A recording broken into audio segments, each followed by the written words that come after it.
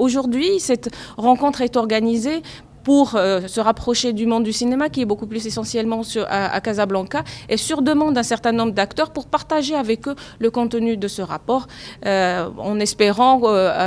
ayant fait notre travail, de contribuer à ce débat public sur la question de la promotion de la culture des droits de l'homme à travers le cinéma. Les principales recommandations de ce rapport, d'abord, comme ayant sur le texte constitutionnel le droit de la liberté de création et d'expression,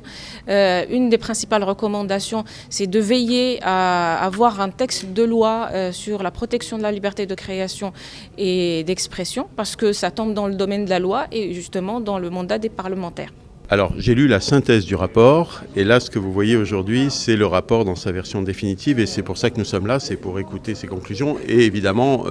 la synthèse résume un petit peu tout ça. Il y a des choses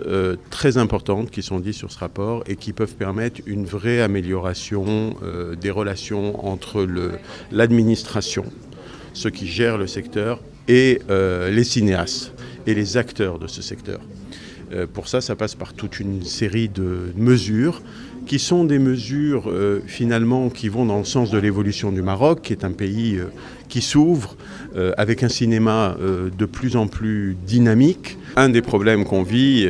professionnels du secteur, depuis 2 ans et demi, c'est qu'il n'y a pas de directeur général nommé à plein temps au CCM. Il y a des directeurs par intérim qui se succèdent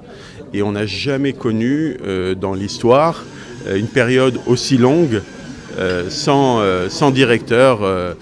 à plein temps. Nous avons remarqué aussi qu'il y a une absence de suivi